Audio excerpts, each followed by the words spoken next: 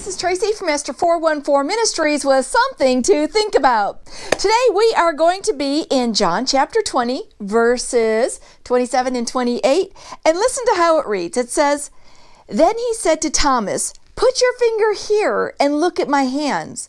Put your hand into the wound in my side. Don't be faithless any longer. Believe.' 'My Lord and my God,' Thomas exclaimed." This is a famous story in the Bible. Okay, what's happened here? Let me tell you what's happened, okay? Jesus has been crucified. It's been a little bit of time, and now he's risen from the dead.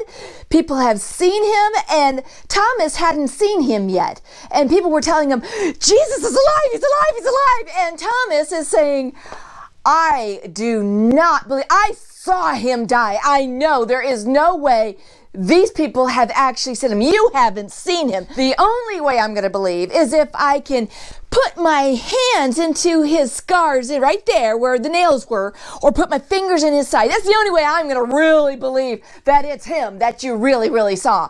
So this is why Jesus is telling him, "Put your hands in my scars." Go ahead, Thomas. And Thomas is just dumbstruck. I mean, he's seen Jesus. It really, really, really is Jesus. And right here in front of him, he could even touch his scars. He's humbled. I mean, he's just, he's eating his own words now, basically, because this truly is Jesus. He can't even believe it. And he wants to drop to his knees and say, "Oh, Lord, my God, I'm so sorry." You can just hear the repentance coming out of him. Well, poor Thomas, all right? This one little segment in history in the Bible has created a nickname for poor Thomas. He's now known as Doubting Thomas. And honestly, who are we to really throw stones at the poor guy? Because haven't we been there before? I mean, we say we trust the Lord. Oh, we trust God. But you know what? Sometimes we have more trust in sitting down in this couch right here, just having a seat and saying, "I know it's going to hold me," than we do than when God asks us to do some things that require a little bit of faith on our behalf, to trust the Lord, to step out with him when he says, "Move forward, I'm going to take care of this." And we're just like, seeing is believing, God. Did I really hear you? Honestly, we all act like Doubting Thomas sometimes because we're just lacking that faith. We don't have enough trust. You know, let me give you an example real quick of when this came to me. Earlier this summer, we were out at this place, and it was called Adventure Island. It's a ropes course where you're up and you have to have like this thing hanging on. It's like a belay, whatever, okay? And it's got you locked in, but you're several stories up in the air, okay? And you can go along these ropes course, and I'll have a little video to show you what it's like. There, you are way up there, girlfriend. You are walking by faith and by sight. But you should just be closing your eyes and walk by faith. Feel the rope beneath your feet, baby. Feel the rope beneath your feet. You don't need those extra additional ropes. You don't need them. You don't need them, Trace.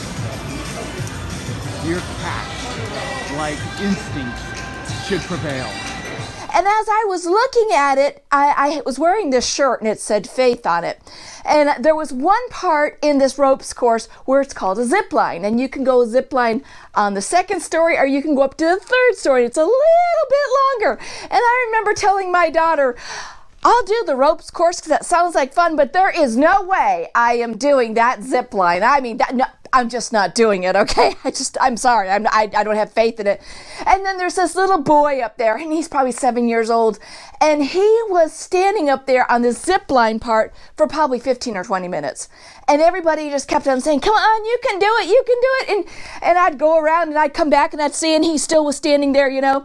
And then we started cheering him on, and then I jump on board, and I'm like, "Just look straight ahead. You can do this. It's just like you're flying across." And I suddenly caught myself, and I was thinking, Hypocrite. Oh, yes, you hypocrite. How terrible. I'm a hypocrite. Here, I vowed I am not going to go on that zip line. I am not doing it. And I hear myself encouraging this small child to go across that zip line. That is not that big of a deal. It'll be so much fun. Don't look down, though. Just look straight ahead. And so as I'm walking through the course, I'm like, oh, Lord, please forgive me. I'm like, if this small child can do it, then I can go ahead and do this zip line too. I'm going to trust you. And then all of a sudden, it came to me. It's kind of like that belay thing. We can trust as long as we feel we have a little bit of control. Like with that belay thing. When you're walking across, you can grab some of the ropes along the way. You've got a little bit of control. You can hang on to it, in case all of a sudden your foot slipped or something.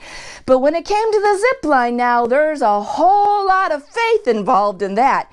You have to kind of sit back and put your weight into that belay thing that's holding you up by this harness.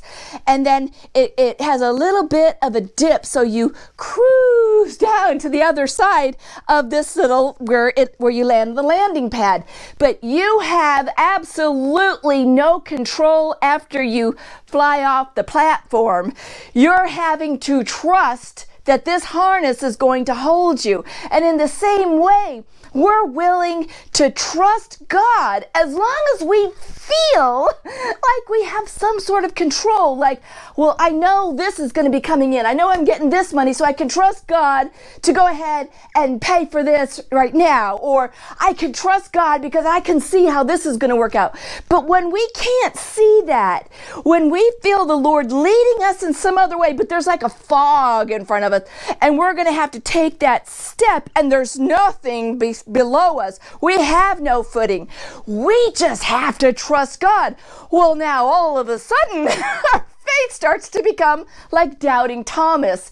We have to believe that God, when He says He's going to do something, He is going to do it. That He is the creator of the universe. That He can speak things into existence. That He can bring something along into your life, even though you can't see it right now.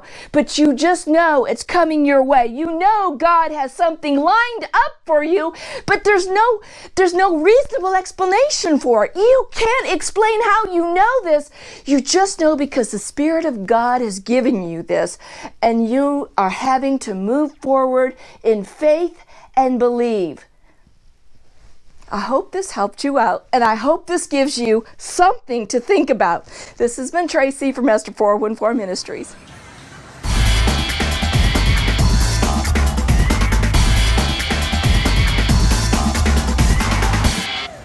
That's Mama floating across the top.